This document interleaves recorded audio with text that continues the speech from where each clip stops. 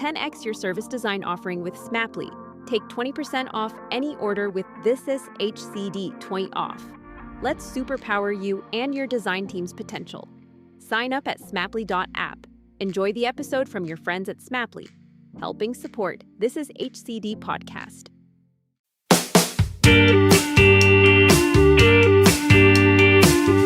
Hi, and welcome to another episode of This Is HCD. My name's Catanzariti and I'm a human-centered designer based in Sydney. In today's episode, Adrienne and I catch up with Elizabeth Pek, the Director of Experience Design at BT Financial, to discuss the topic, what makes a great HCD designer. We cover the challenges of measuring great, personality traits to look out for, and an interesting, immersive interview process for hiring and design roles. But before we get started, as this podcast was recorded in the Sydney CBD, I'd like to acknowledge the Gadigal people of the Eora Nation as the traditional custodians of the land where we meet today, and pay our respects to the elders both past and present. Thank you for joining us today, Liz. I'd love to understand more about your background. So please tell us what you've done in the last, 15 years of your career. Oh, gosh, okay. Probably worthwhile for me to actually talk a bit about how I got into the industry. So, it was about 21 years ago. And I think what really drives me and fascinates me is people. Like, I've always known that even when I was a young age. I was just always curious about people and what makes them tick and what drives them, what motivates them. And, I studied as a psychologist, and my first job was actually as a service designer. So I was applying my psychology skills, particularly around research skills, to design a new health service for the New South Wales Department of Health. It was, designing hospital in the home. Fantastic. Taking part in or delivering a pilot program of that. And I didn't know in those days it was called service design. And that's kind of how I fell into the design craft and really fell in love with it. And that was also during the tech boom times as well. So, the early days of the internet. I've sort of been applying my design craft to designing products and services and experiences, particularly around the digital experiences since that time. In the last 15 years or so, I've been a practitioner of, design practitioner in various industries. So I've worked in media, telco, health and fitness, as well as financial services, of course. And I've made lots of mistakes. We'd love to learn more about those. I learned a lot along the way, and I think that's naturally how I like to learn, just by making mistakes, especially when it comes to, at the beginning, my own practice, but also as I became more experienced building and leading teams as well, made lots of mistakes around building and leading teams. Fantastic. Today we're going to be talking about what makes a great HCD designer. I mean, it's a pretty broad topic, so I'd love to understand, what you measure as great. I can tell you about the qualities that I would look for that I think what makes a great designer. Well, let's explore the qualities, then let's come back to, how do we kind of measure those qualities? And maybe measure is a little bit of a harsh word, but it'd be great to be able to identify whether somebody who we consider as a great HCD designer is essentially making an impact or an outcome or driving for an outcome in a business. Absolutely. Because essentially that's what we're trying to do, deliver something. But how do we know if you've got these qualities that you're going to follow through essentially? Yeah, good question. And I'm in complete agreement that I think a great designer should be outcomes driven and should be delivering real tangible business outcomes alongside obviously other roles that are involved in delivering that. Yep. One of the qualities that I think makes a really great designer is a T-shaped professional.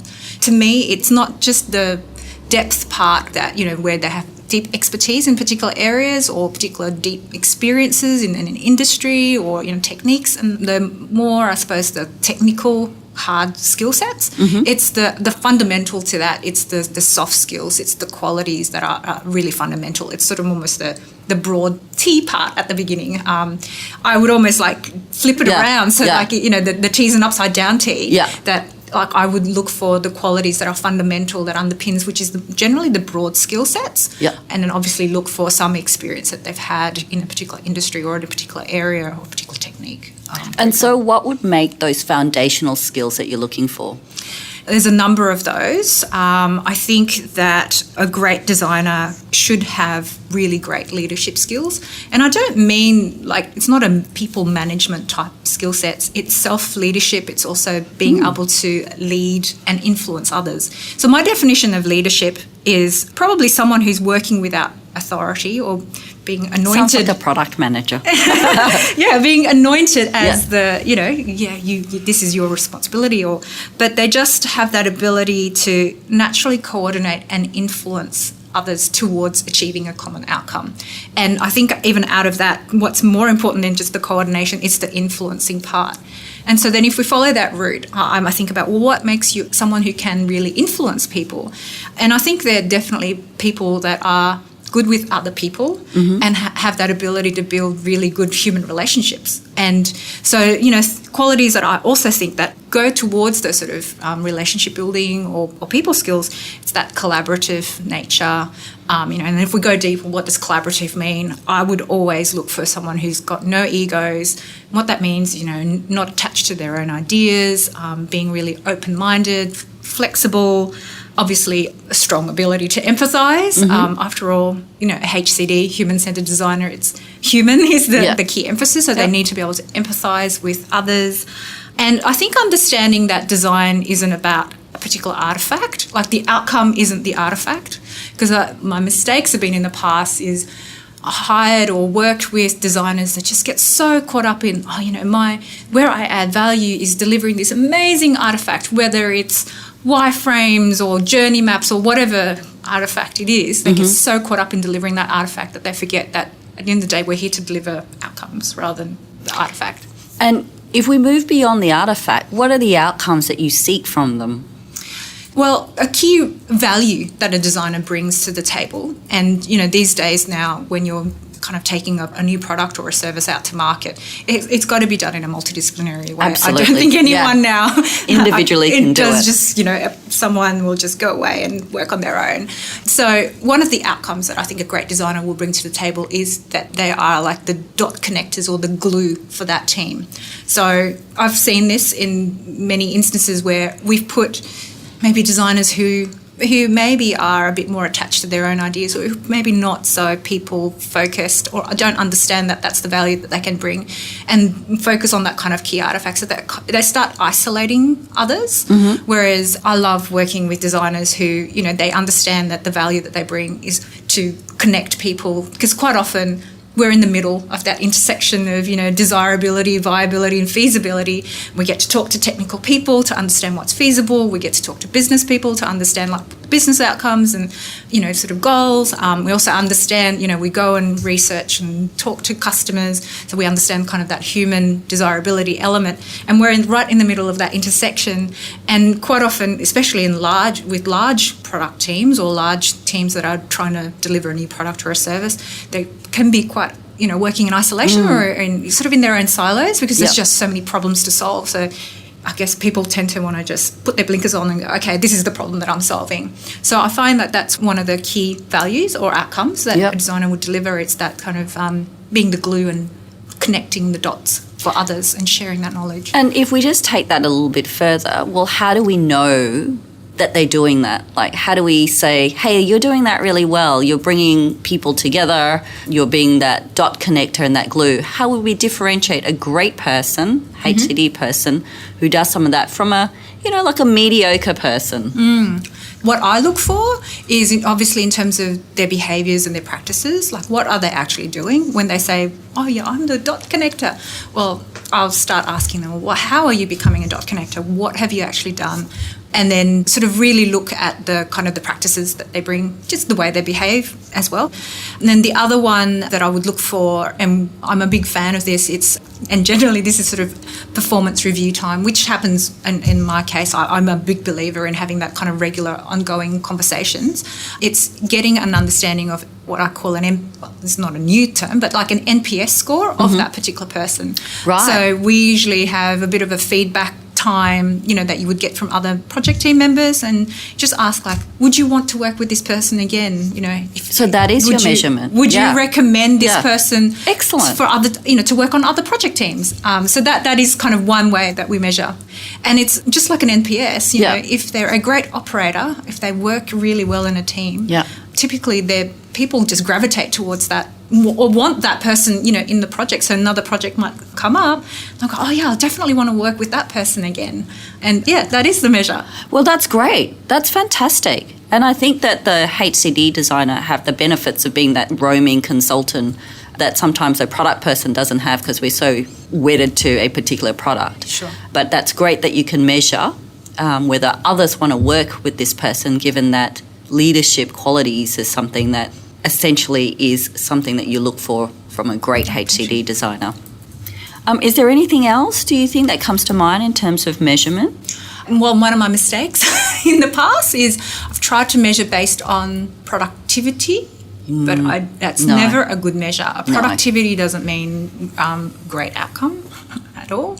Because, I've learned that there are designers out there who are very productive, can work really fast, can be really focused on the artifact, but then also how they go about doing it might actually turn off others. Yep. So, yes, just through my experience now, the kind of single measure that I tend to look for, it's that kind of word of mouth of that particular person. And also when we do hire, I'm very big on making sure, kind of get an understanding, like what is their mode of operation. Yep. Do you think that how they go about solving that problem, is that something that, the leadership and all the kind of things that you talked about, the dot connecting, is that something that's innate to people, or is that something that they can learn and grow as in a particular role? Good question. So through my own, learnings, I think that it's definitely something you develop. It's not like a knowledge that you can go and acquire. So it's not like I can, I'm currently working in financial services, so I need to understand regulatory changes. I can go and acquire that knowledge by reading something, an article or something like that. But with something like leadership skills or influencing skills, I think you've got to develop it, and it's got to feel, it's got to be natural to you as well. Age. Yeah. I don't think that the product person that I am now, yes, I've been working for 20 years, is the same product person 20 years ago. Because I think life experiences offers you the opportunity to be that leader. You can only gain that through living life, I think. Yeah, I would agree with that. And, sometimes we don't always get this right. Like, we know what we're looking for, but how do you measure, or how do you, especially when you're in a hiring context, how do you measure someone's emotional intelligence, for example? We always want to work with people who have high self-awareness and high emotional intelligence and, resilience and understanding their own natural style, and know that there are different styles out there, and that the ability to relate and communicate is my ability to be able to change my style appropriately to meet that person's style. Absolutely. And quite often, because we do get to put to work in very challenging situations or stressful situations, it's like also their ability to regulate their own emotion and stresses. They're really critical. And that comes with time. Time. And life lessons. Yeah. And I'll put it out there. The other one that I look for, and I don't know how to measure this, but just a sense of knowing that they have a healthy self-esteem, not the ego part where I'm attached to my ideas or, where I suppose that, that perfectionistic type person versus the high achiever or high striver type person that we call, where, when the perfectionistic tends to be their self-worth or their self-esteem is defined by their appearance or the success that they achieve or the outcomes that they achieve. Where there's the high achiever, it's sort of like, I'm here for just to learn along the way, and they're both looking to achieve as much as they can, but it's just a different approach that I'm here to enjoy the ride as much as if I don't get there in the end, that's okay, as long as I've grown and learnt from that experience. Yep. And I'm only going to get better over time, because essentially, and this is a theme that we've been listening to for a very long time now, it's about being on that life learning journey and not feeling like you need to know everything, and that even as a practitioner and as a consultant, that others have knowledge to share and lessons to teach you as well. Yeah. I think that's important. But, it's very hard to hire people across all disciplines, but I'm sure specifically, in HCD, how do you quickly gauge a great designer from a bunch of mediocre people? How do you find that outstanding person in a room full of people that you're about to hire? Challenging. Yeah. So through time, I've just learned that we try to, just as well, when we're developing a new product or a service, you would prototype and test and simulate before you launch it. I've now believed in making sure that candidates are actually put through a bit of a simulation test. So in fact, current process at the moment, where currently working for BT Financial Group, and we are hiring, by the way. Excellent. So a typical process process is that, there's the usual sort of, let's have a look at your experience, your CV, your portfolio, and then let's have a discussion around what's an ideal role for your next role, see if there's a match there. And if there is a match, what we typically like to do is try to simulate the working environment with a real life project. And can you step us through how you do that?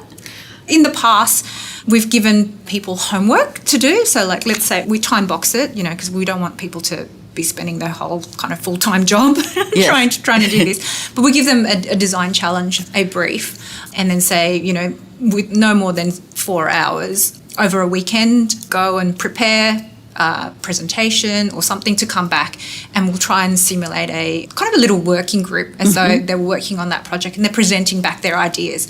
And what I've always looked for in that instance, it's about the thought process as opposed to the actual artifact. That's more important to me. And also how they go about communicating and that their ability to command a room really during that time.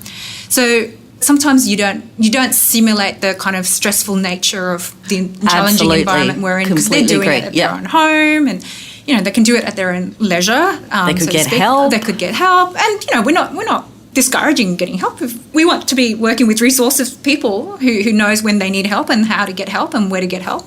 But where typically unravels all the learning for me is that they seem great, they did this homework, you bring them in, and then all of a sudden in that real environment, they just don't work out. And it's typically related to resilience, and quite often it's the fast-paced changing nature of a particular organisation. So I suppose I've just been working in a lot of organisations where there is fast-paced change, and because of the size of the nature of the organisation as well, it's a lot of people and could be a bit disorganised. It's sort of that kind of human nature. Yeah, it's human nature, and some just don't perform or work really well under those conditions. So now what we do is, rather than giving them a homework that they do in their own space, we reduce the design challenge, and so we get them to come in and spend half a day with us, like 3-4 hours. We get them in, we give them the brief, we give them about an hour and a half to prepare, and provide materials. And usually we just try to keep it very lo-fi, pen, paper, post-it notes, flip chart, whiteboard. And then the last 1.5 hours is trying to simulate that kind of project team discussion alongside. So there'll be other practitioners coming in and hearing them present.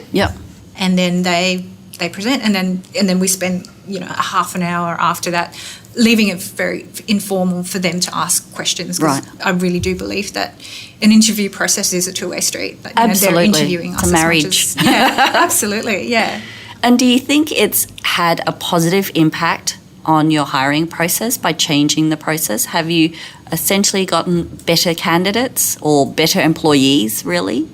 Oh, look, I believe so. Yeah. Excellent. If I think about the last couple of people that we've hired, yeah, definitely. And now, particularly where I am at the moment, we've been learning a lot about growth mindset versus fixed mindset. With I love Professor Carol Dweck. Yeah. So it's really trying to look at whether this particular person, this candidate in a stressful, challenging situation, do they demonstrate those growth mindset? What happens to them when we particularly put them through, a stressful situation? Do they actually thrive on that and kind of quite enjoy it, or are they going to shy away and kind of be quite scared of that? Excellent. That's great. That's really good, I guess, advice for listeners out there who are trying to hire HCD practitioners, essentially, or people also trying to get a HCD job, that they need to understand that they, will be challenged in some of these interviews. Well, I want to go back to a little bit about that kind of outcomes that great designers deliver. And so apart from binding the team together, which is super important, what do you think the difference between a great designer and a mediocre designer offers a company? Because there's lots of mediocre designers out there, and there's lots of, in this age of online learning, there's kind of very fast 1-day, 2-day courses. People are doing these courses and learning online and calling themselves these practitioners. So they appear to have the buzzwords and the common terms and a process mapped out in their head, which I'm sure you can unpick pretty quickly, but sometimes they slip through the cracks. And how do you spot the difference in a company? If I think about my own practice, And, you know, I've been involved in delivering lots of products and services where, I guess if I measure outcome as from a business outcome, like if I'll be really honest, some products and services I've been involved in or designed for has been a flop. Does that make me a bad designer? And, you know, sometimes it's been a flop through no fault of anyone who's been working on it. It could be because of market conditions or timing or lots of things. So, yeah, it's a really good question. I think it's got to be that demonstrated sort of the techniques and the skills and how they go about their work. Right. And it can be really hard to tell, you know, as much as you do this upfront interviewing and stress testing as part of the candidate, it's really hard to tell until they get into the organisation. And so when they get in the organisation and they're there and they're running a workshop or they're running a piece of research, how do you know whether you're great or just mediocre? Like, what are the signs? I'm looking for signs. Yep.